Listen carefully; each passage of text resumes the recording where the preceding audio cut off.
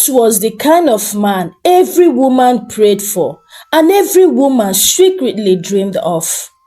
Tall, fair, and blessed with that quiet type of handsomeness that didn't scream for attention. From a very young age, Pat carried the burden of his family like a crown. He was Mama Tracy's pride and joy, the only son among four children. Born and raised in Aro, a humble village in Obana, Pat never let poverty define him. He hustled his way through school, started a thriving business in Onitsha, and when success came knocking, he didn't forget home. Pat built a new house for his mother, paid school fees for his younger sisters, and ensured food never lack on Mama Tracy's table. "Mama, your own done better," the villagers often tensed. "Na God o," Mama Tracy would reply with pride. "Pat say make I no sell groundnut again. He say I don suffer enough." Despite the wealth, Pat remained humble. He still ate fufu with his hands and called every elder "sir" or "ma" with respect. But as the saying goes, even the most beautiful sky can gather clouds. Then came Ebere. Ebere was beautiful, no doubt, slim waist, full hips, and a smile that could melt concrete. She came from a struggling home, the third daughter of a widow who sold palm oil in local markets. Her mother often said, "Ebere, na God go wipe your tears from this world o." And indeed, Pat came like a miracle. The wedding was grand. Pat spared no expense. People from Aro to Aba talked about the golden gele Ebere wore and the goats that were slaughtered. But underneath all that glamour, something dark had entered Pat's house, and her name was Ebere. From the first week in the house, Mama Tracy noticed small thing. "Ebere, you no go help me wash the plates?" the elderly woman asked kindly one morning. "Mama, I dey weak," Ebere answered. "Besides, me, I no dey used to all this village waka waka." Mama Tracy smiled and walked away. She didn't want wahala, but her heart was heavy. Pat, the loving son that he was, noticed none of it. He believed Ebere was just adjusting. "She go come around," he told his mother, "na small small." But Ebere wasn't coming around. She was coming for war. In her mind, all mother-in-laws were wicked witches. She had grown up hearing tales from her aunties and neighbors. "Once you marry, shine your eyes," they warned. "Your husband mother go do you strong thing."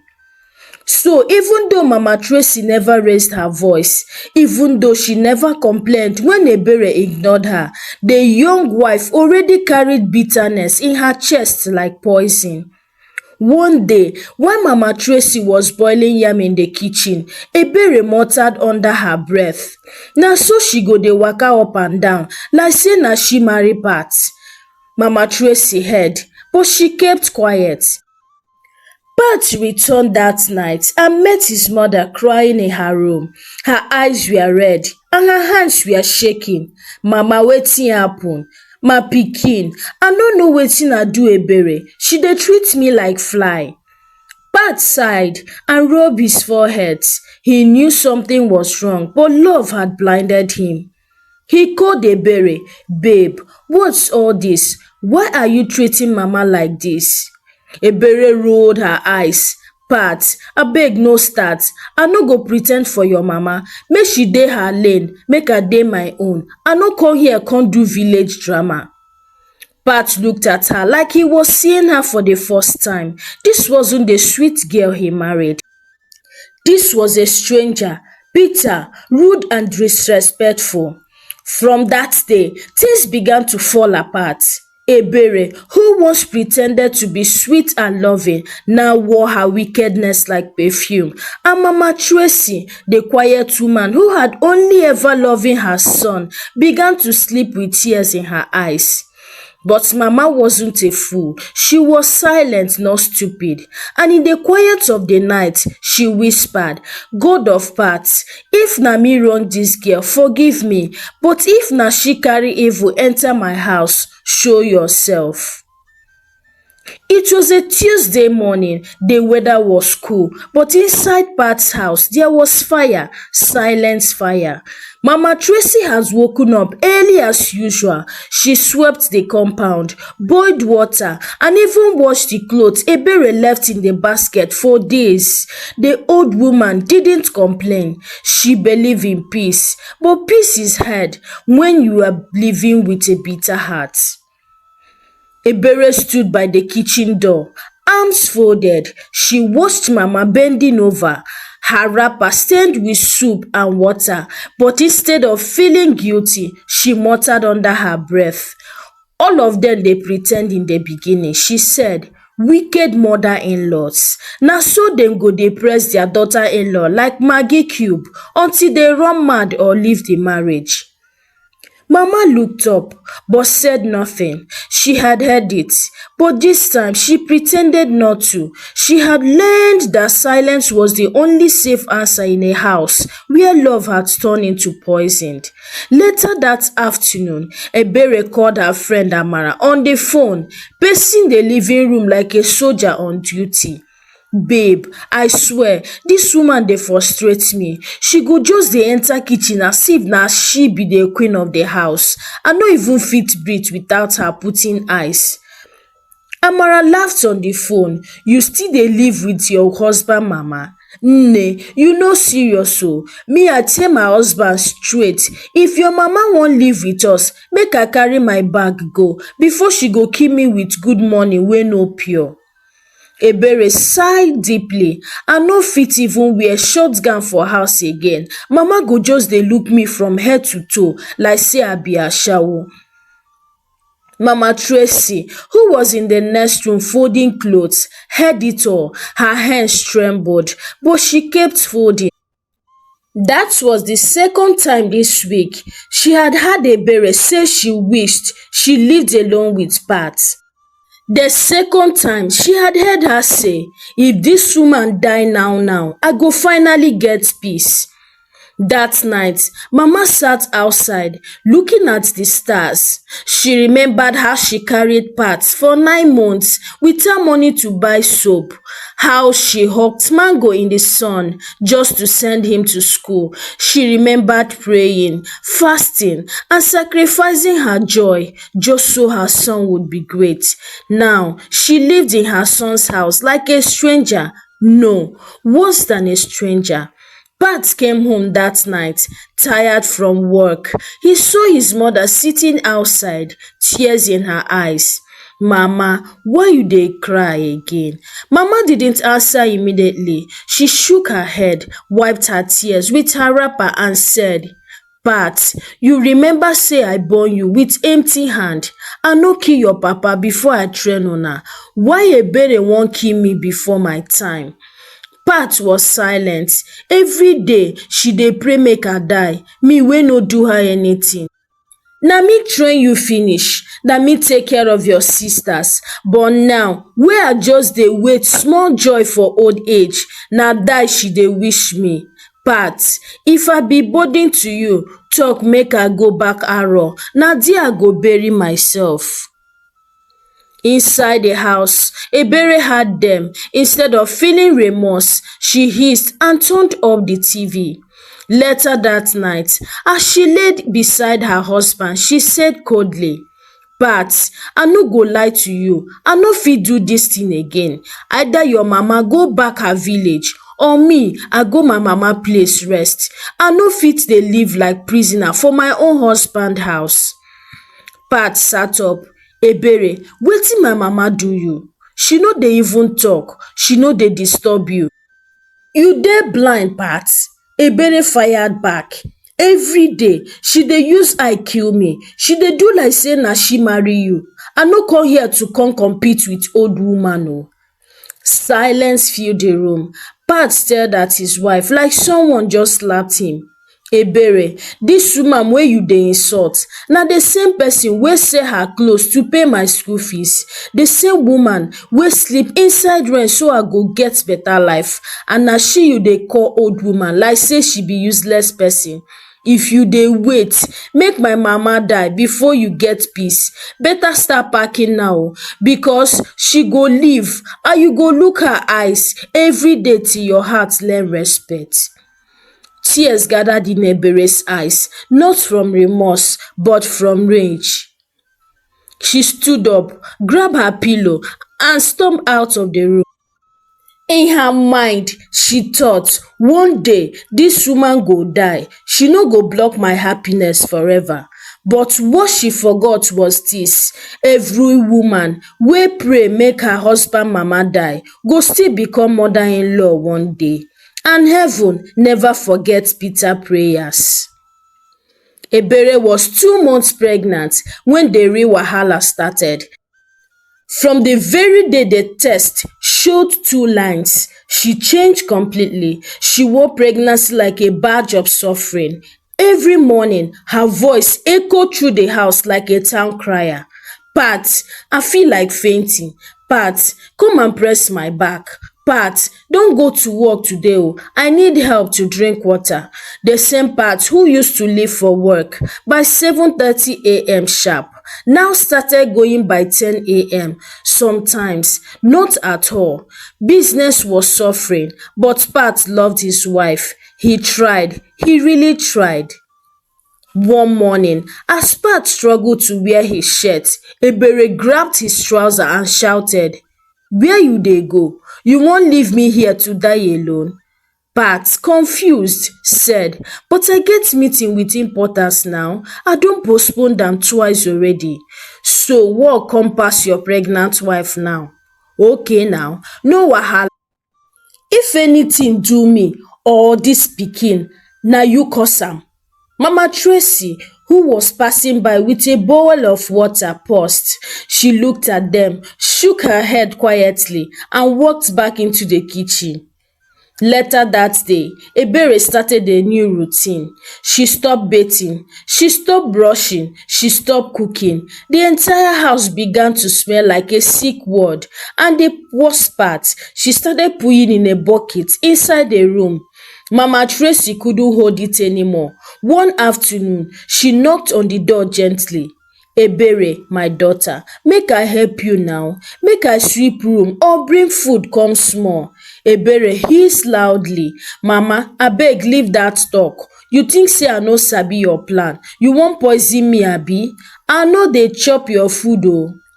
Mama looked down, wounded, but she still carried water to mop the floor. She still cleaned the toilet. She still picked up dirty clothes, even the ones Ebere left soaked in vomit.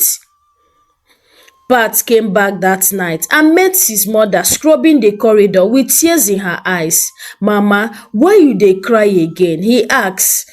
She looked at her son and said, "I no fit leave am like dis. I no go let devil win me. Even if she treat me like rag, I go still help her. For your sake and for the innocent child wey never reach dis world." But inside the room, Ebere lie like a queen on her bed, her face twisted in bitterness. The pregnancy had given her a new license to be wicked. She started acting like everyone owed her their lives. "Dat your wife no get joy again," one of Pat's sisters whispered. "She dey act like small witch wey pepper enter her eyes." The day Ebere threw a spoon at Mama Tracy was the day the heaven almost roared. Mama had brought a hot plate of okra soup and semo into the room, smiling like always. "I know say you no dey chop my food, but just try. I no put maggi if na dat you dey fear." Ebere flared up. "Mama, how many times I go tell you to stay out of my business? I no dey chop your poison. Take your food, go." And just like that, she grabbed a spoon from the table and flung it across the room. It missed Mama's forehead by inches and hit the wall with a loud clank. Pat, who had just entered the corridor, rushed in and saw his mother trembling, holding the tray. He froze. Ebere, what is this? She started shouting, crying fake tears. Tell your mama make she leave me alone. She dey suffocate me with fake kindness. Pat looked at her like a man who just woke up from a dream, and from the first time he didn't say a word. That night, Mama Tracy cried silently on her mat. She pressed her hands on her chest praying, God, if I offend you, forgive me, but let this child not grow up to be like her mother. Give this child peace. Because this house, don't turn to war zone. And still, Mama helped the next morning. She boiled hot water. She massaged Ebere's swollen leg. She cleaned the bucket where Ebere defecated. And not once did she complain. But heaven was watching, because when wickedness becomes a lifestyle, judgment doesn't sleep forever. The rain started at midnight, heavy, cold, angry. Inside the room, Ebere twisted and turned like something was pulling her from within. Her breathing became heavy. Sweat broke out on her forehead. She grabbed Pat's hand and screamed, Pat, Pat, my stomach, something dey tear me inside. Pat jump up like a man chased by thunder. Ebere, wait, is it labour? You dey ask me? Abi you wan wait make I born inside bed? Call somebody, she roared. Mama Tracy, who had been lying in the parlour, ran in barefoot. Ebere, Nne, breathe small small, you don enter labour. Let me prepare bag. Pat, start car. Ebere groaned, her face red, her voice sharp like broken bottle. Mama, abeg no touch my bag oo, na you wan follow me go hospital? No even try am. Mama froze, her hands halfway into the baby bag.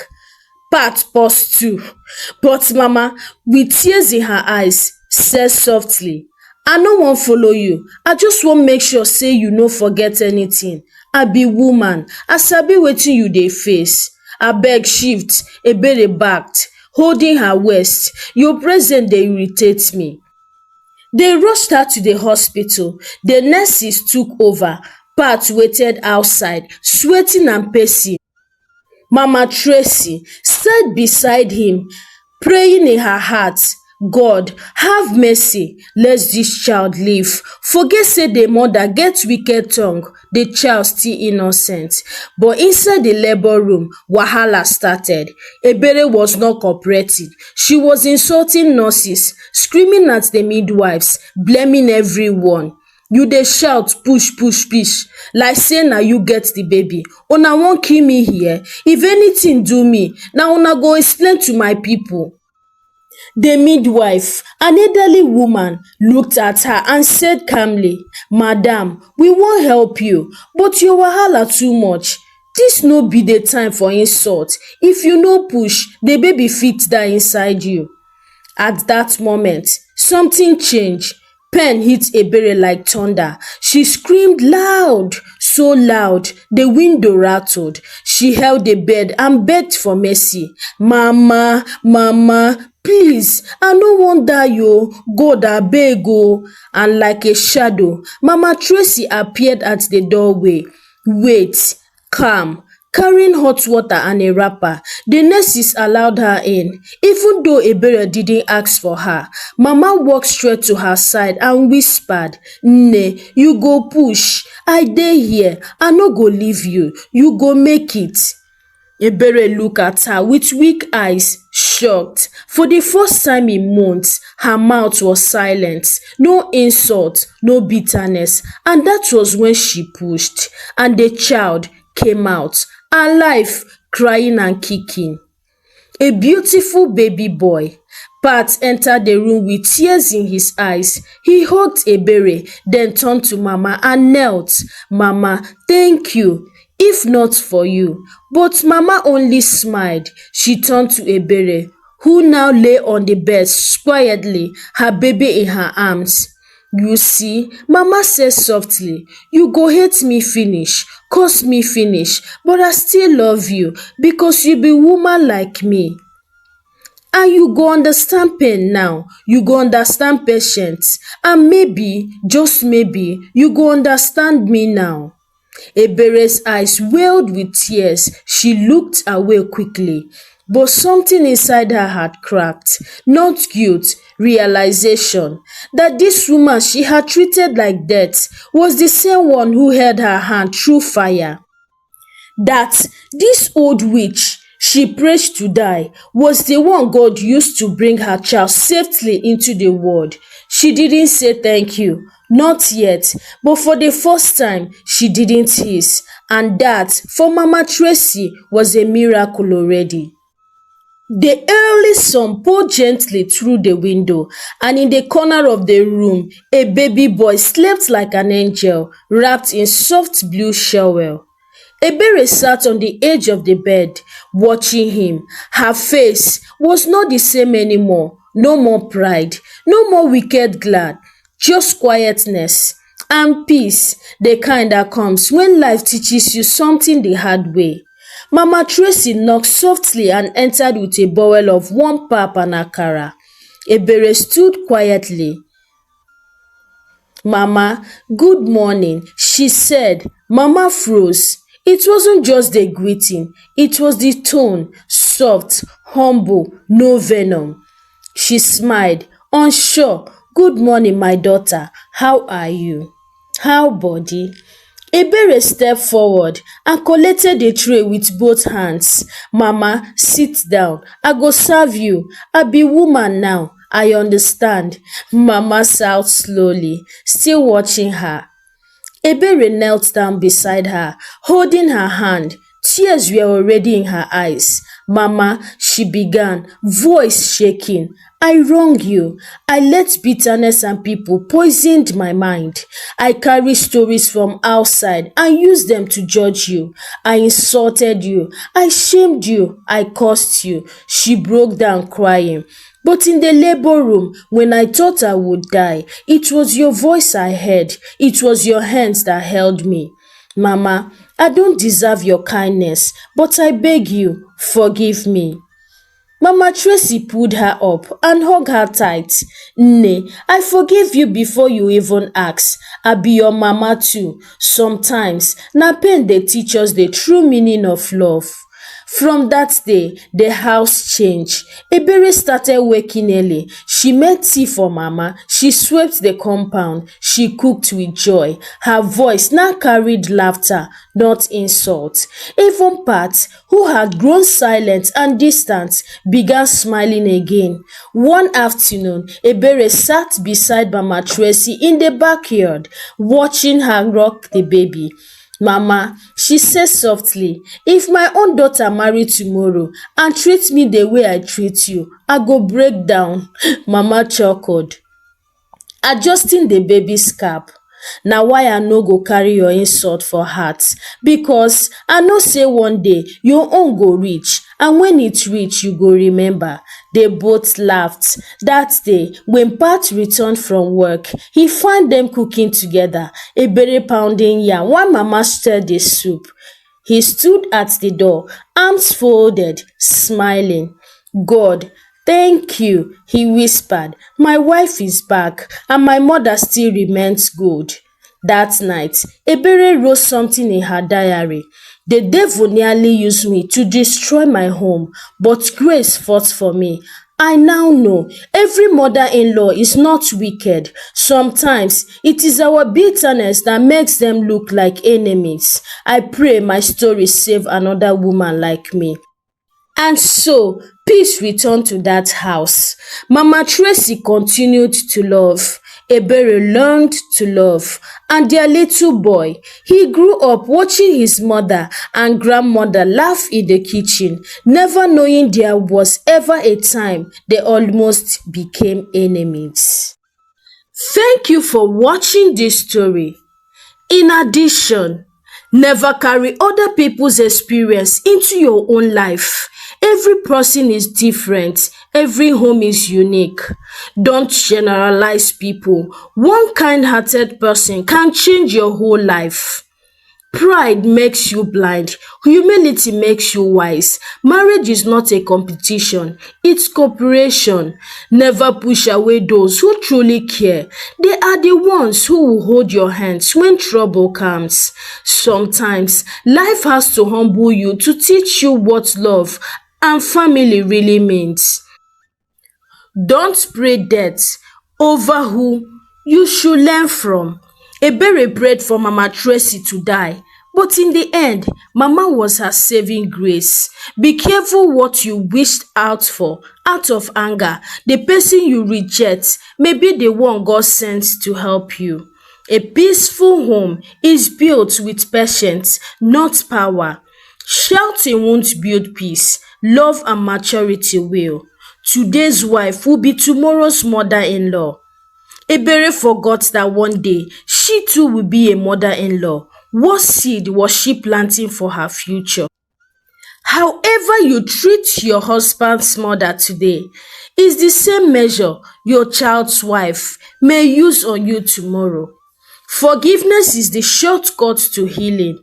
Mama Tracy never held bitterness. She forgave before it was asked. That's what changed Ebere. Forgiveness is not weakness, it's power, and sometimes it's the only bridge that can save a family. Don't let social media and friends be the voice in your marriage. Ebere allowed outside voices to shape her behavior until it nearly broke her home. Protect your home from internal poison. Everyone's opinion is not wisdom. Marry with your eyes open and your ears filtered. Hi besties, what moral lesson did you learn from this story? Kindly share your thoughts in the comment section.